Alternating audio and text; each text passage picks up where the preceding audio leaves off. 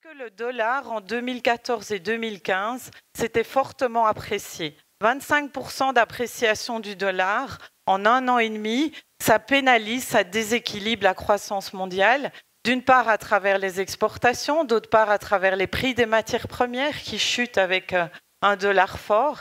Et aujourd'hui, depuis 2016, début 2016, on a une stabilisation du dollar. Vous avez eu des petits mouvements, mais grossièrement, on est sur une stabilisation des dollars. Et ça a permis de pas mal rééquilibrer beaucoup de choses. D'abord, la différence entre la croissance des exportations qui était en berne avec une appréciation du dollar et la croissance domestique des économies.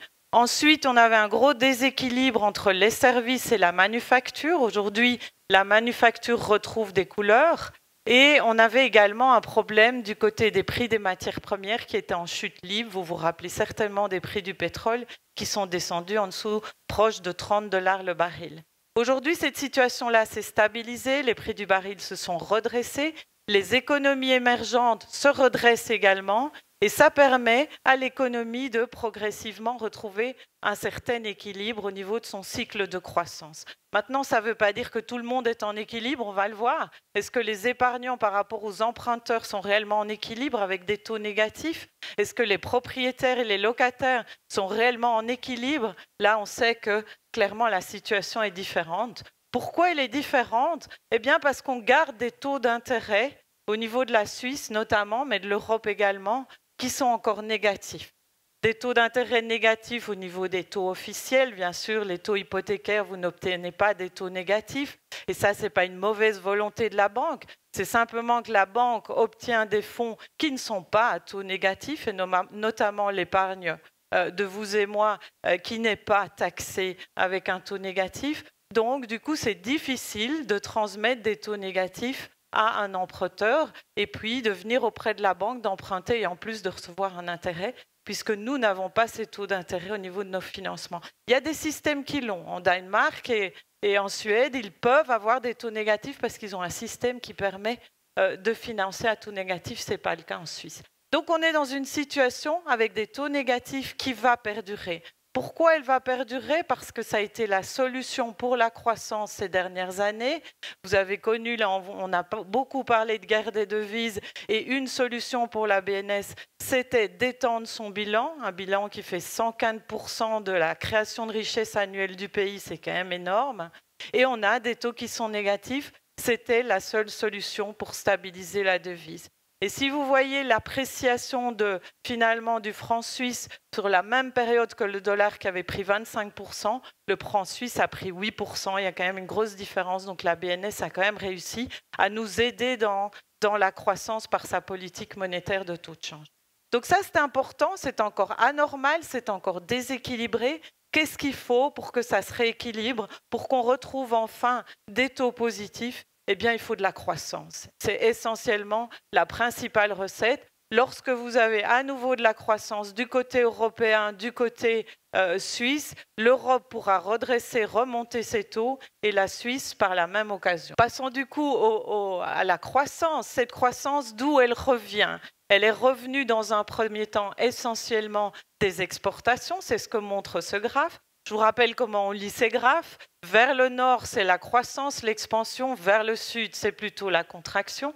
Et vous le voyez, la courbe verte, qui est la courbe mondiale, s'est redressée après cette forte contraction liée à l'appréciation du pétrole. Aujourd'hui, on est en cycle d'exportation. La Suisse a suivi avec cette courbe rouge.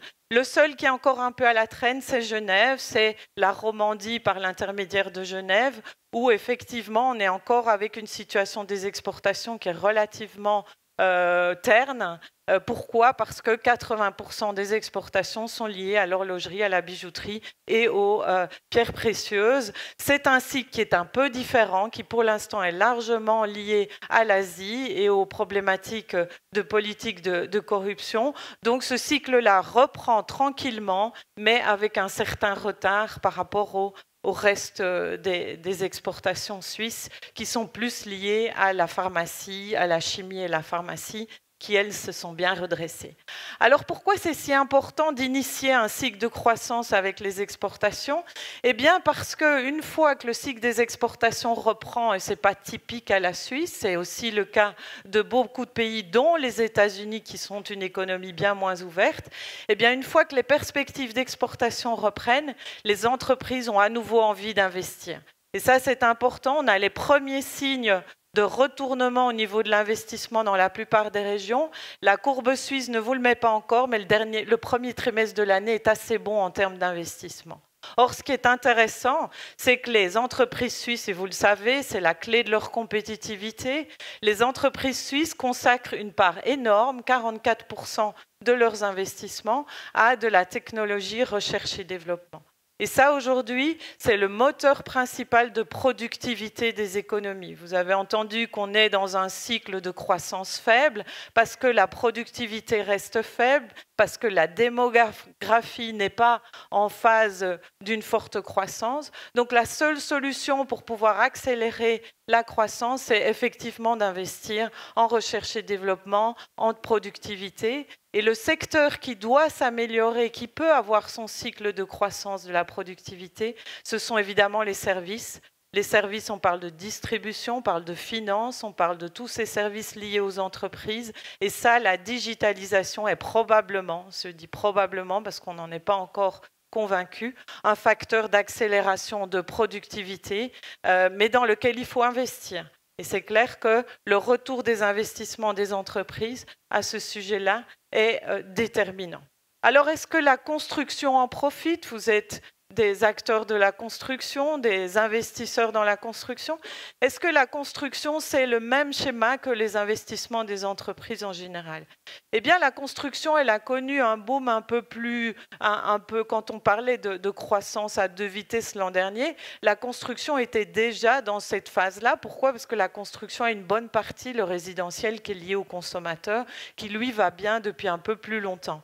Les entreprises, elles, sont en train de reprendre leurs investissements en capacité, c'est encore assez lent, mais globalement, on se retrouve avec une situation où vous voyez les courbes se redressent, la construction est bonne en termes d'activité. Maintenant, toute la question est de savoir est-ce que ça a un impact ou non sur les prix. Mais en tout cas, si vous regardez les conditions pour la reprise des investissements de croissance et de construction, eh bien, on se retrouve avec des conditions qui sont relativement favorables à cette expansion. Alors, qu'en est-il des prix dans l'immobilier? Alors là, vous connaissez probablement mieux que moi encore les situations. La situation au niveau de la Suisse, vous voyez, les prix commencent à se redresser selon les différents segments. Si on regarde la région de l'Arc lémanique, la situation est en stabilisation pour la plupart des segments. Il y a encore dans les différentes gammes, le haut de gamme qui malheureusement est sous l'effet de contraction de prix. On est sur une baisse de l'ordre de 11 à 12% selon de nouveau les segments en 2016. Donc il y a encore des segments qui pâtissent de baisse des prix, mais cette baisse des prix n'est pas liée au fait que les prix sont montés beaucoup trop haut et qu'on a un déséquilibre entre l'offre et la demande. On continue à avoir des grands besoins de construction et c'est ce qui justifie ces courbes qui se redressent, notamment sur l'Arc lémanique. Et donc cette construction va perdurer et on va revenir sur la problématique des prix qui sont trop élevés. On a quand même encore un taux de vacances qui est de l'ordre de 0,4% dans l'Arc lémanique, 1,2% en Suisse, donc on est encore très très bas. On a encore des grands besoins indispensables pour la croissance de Genève en termes d'offres de biens immobiliers. Donc on n'a pas une situation qui aujourd'hui nous paraît proche d'une crise. Vous connaissez les deux catalyseurs de crise. C'est une explosion des taux d'intérêt. Vous l'avez vu, ce n'est pas tellement le schéma dans lequel on se situe aujourd'hui. Deuxième catalyseur, une explosion du taux de chômage. Est-ce que réellement, avec une croissance qui se redresse, on doit craindre une augmentation du taux de chômage? La réponse des économistes, c'est pas pour l'instant, on n'est pas du tout dans ce mood-là. Par contre, il faut quand même mettre en évidence un sujet qui est très important, ce sont les conditions cadres. Pour pouvoir continuer à avoir une région attirante, attractive au niveau de cet investissement immobilier, au niveau de la croissance des entreprises, croissance des investissements, eh bien, il faut des conditions cadres qui soient fiscales attrayantes, il faut des conditions cadres au niveau de l'immigration qui soient attrayantes. Et là, il y a un petit bémol à Genève. C'est-à-dire qu'à Genève et sur la région lémanique, les nouveaux résidents en 2016 n'étaient plus que de 3130 avec le détail, alors qu'on était à plus de 8000 en 2015. Donc là, on voit qu'il y a une chute au niveau de la croissance des nouveaux résidents. Et ça peut être un facteur au niveau des prix. Vous avez cette évolution des prix immobiliers en lien avec la tranche de population des 25-64 ans, c'est évidemment ceux qui investissent dans l'immobilier. Il faut que cette tranche-là de la population continue à progresser pour soutenir l'évolution des prix, d'où l'importance de conditions de cadre qui continuent d'être attractives. Alors, pour synthétiser ce schéma rapide, évidemment, de la croissance, vous avez la synthèse des prévisions qui vous est illustrée ici. Vous voyez qu'on a pour Genève et la Suisse une croissance qui a connu un creux, qui s'est déjà un peu redressé à Genève, mais où on n'est pas encore sur des rythmes de croisière. En Suisse, on revient sur des rythmes de croisière. On ne vous prévoit pas une accélération forte de la croissance. Je vous le disais, pour ça, il faut vraiment des investissements qui soient productifs et qui créent de la productivité. On n'est qu'au début de ce cycle-là, donc les effets seront probablement plus tardifs que 2017-2018. L'inflation, quant à elle, on est sorti de la déflation. Ça, c'était également l'objectif de la Banque centrale. Et cette inflation ne va pas non plus s'accélérer fortement. Les conditions nécessaires pour avoir une inflation qui s'accélère fortement, ce sont des salaires qui s'accélèrent. Pour ça, il faut évidemment des conditions du marché du travail qui soient très tendues. L'Europe et la Suisse n'est pas dans ces conditions dramatiques. Alors j'en viens aux peurs, parce que quand on dessine des trajectoires, il faut évidemment tenir compte des risques et des peurs qui sont sur les marchés, mais également au sein des acteurs économiques. Et des peurs, il y en a encore beaucoup, on commence à les éliminer l'une après l'autre, donc ça c'est une bonne nouvelle. Mais il reste encore des peurs. La première, c'est qu'on trouve qu'avec un cycle de croissance de plus de 7 années aux États-Unis, on se situe dans une zone à risque. Plus de 7 ans, normalement, sur l'historique, on a une récession. On va revenir là-dessus. Deuxième crainte, c'est qu'on atteint des sommets sur l'ensemble des prix des actifs, que ce soit sur les actions, sur les actifs immobiliers ou les obligations. Et on se dit que ces prix ne peuvent pas aller jusqu'au ciel sans avoir des corrections. On va revenir sur ce point. Et puis alors, il y a toujours des craintes qui planent, c'est autour de l'économie chinoise, qui pourtant, depuis un an et depuis un an et demi, où on avait les plus grosses craintes face à l'économie chinoise, eh bien, elle s'en sort pas si mal, elle contrôle bien sa croissance, elle contrôle son déséquilibre au niveau financier. Donc c'est un risque qui persiste, mais c'est un risque qui, pour l'instant, est bien sous contrôle. Et puis, on nous a beaucoup alimenté ces derniers mois des problématiques politiques. On a eu le Brexit, on a eu Trump, on a eu les élections autrichiennes, les élections néerlandaises, les élections françaises qui étaient plus importantes pour nous. Et puis, on nous parle un peu moins des élections italiennes. On a eu de nouveau les élections anglaises. Donc ça, c'est une thématique dont normalement un économiste ne doit pas trop s'y intéresser. Sauf qu'aujourd'hui, il peut avoir un impact s'il crée une crise de confiance majeure dans les acteurs économiques. C'était la crainte des élections françaises, c'est que ça aurait pu créer une crise de conscience massive sur l'euro, sur la zone euro. Ça n'est pas le cas, c'est juste l'inverse qui se passe. On a vraiment un rebalancement des déséquilibres au niveau des risques politiques entre les US et l'Europe. Et donc la situation là s'éclaircit de plus en plus. Donc une situation qui s'améliore. Alors venons-en à la problématique des prix des actifs qui sont beaucoup trop élevés. Et puis je terminerai sur les prix immobiliers. Vous voyez, quand vous regardez la progression des actions, qui est la courbe rouge, des obligations, courbe bleue, et puis la courbe immobilière, vous voyez que les progressions depuis la crise sont assez mirobolantes. On atteint des sommets historiques sur la plupart des classes d'actifs. Et donc tout le monde craigne, la plupart des gens craignent des corrections automatiques de ces de ces différents actifs. Alors pour avoir des corrections, pour que les réalisations des ports deviennent des catastrophes, il faut des catalyseurs. Aujourd'hui, on n'a pas ces catalyseurs. C'est quoi les catalyseurs de crise ou de correction majeure sur les bourses ou peu importe sur les autres actifs? C'est que la croissance doit s'arrêter, le taux de chômage doit exploser, les taux d'intérêt doivent augmenter fortement. On n'est pas du tout dans ces conditions-là qui aujourd'hui justifieraient qu'on ait une correction massive.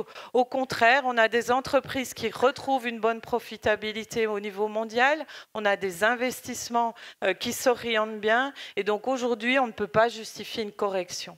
Simplement pour vous donner des valorisations de financiers, c'est que pour qu'une bourse, lorsqu'elle atteint des niveaux de valorisation comme atteint aujourd'hui, corrige de plus de 30%, la probabilité de correction parce qu'elle a atteint simplement des niveaux très élevés de 30%. Donc vous êtes bien inférieur à 50%.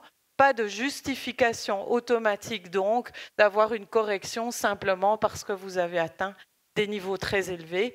Et je vais terminer sur la classe d'actifs immobilières qui, elle aussi, vous voyez la progression de la courbe rouge qui est l'évolution des prix immobiliers en forte hausse. Ça, c'est évidemment en correspondance avec la baisse des taux d'intérêt, l'immobilier étant une alternative à l'investissement obligataire. Et aujourd'hui, la crainte qu'on a, c'est si les taux devaient remonter, eh bien, la classe immobilière serait à risque par rapport à cette évolution. Je vous le disais, les taux d'intérêt ne vont remonter a priori maximum pour un taux à 10 ans autour de 0,7%. On est encore en négatif, donc on a encore une marge de manœuvre avant ça. Et une récente étude du Crédit Suisse disait qu'avant que l'alternative immobilière ne soit plus intéressante par rapport à l'obligataire, il faut que les taux à 10 ans atteignent 1%. On est encore loin de cette situation-là.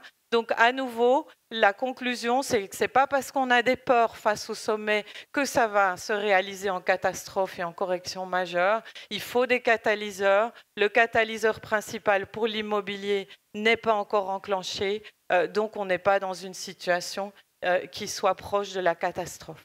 Voilà, petite synthèse de tout ce que je vous ai dit. Une croissance qui se rééquilibre, et c'est une bonne chose, qui va s'appuyer de plus en plus sur les investissements des entreprises, parce que la consommation a déjà bien joué son rôle et parce que la consommation doit s'adapter à des changements entre ce qu'on avait discuté l'année passée, et bien, un thème de consommation de l'avoir qui se transforme vers une consommation de partage. Donc ça a des effets évidemment sur la dynamique consommation. Donc on préfère s'appuyer sur les investissements des entreprises pour l'instant. L'audace des entreprises est importante dans la recherche-développement et l'innovation. Et je vais plus reparler des peurs, mais ce qui est important, c'est de comprendre qu'on va avoir en permanence une alternative entre l'audace et les peurs. Pourquoi? Parce que vous avez une structure démographique dans un premier temps, une structure sociale aussi, qui fait remonter de temps en temps les peurs que l'on connaît au niveau des évolutions politiques. Donc ce n'est pas parce qu'on a des bonnes nouvelles récentes qu'on ne doit plus faire attention à toutes ces problématiques de peur, mais néanmoins, je vous le disais, ces peurs ne s'enclenchent en catastrophe que si vraiment il y a des catalyseurs et on ne les a pas. Quant au secteur de la construction, il fait partie des investissements et là aussi, la nouvelle technologie a un rôle puissant à jouer dans ce type d'investissement. Donc là aussi, on est encore en phase de progression et pas du tout en phase de retrait, un avantage pour la croissance.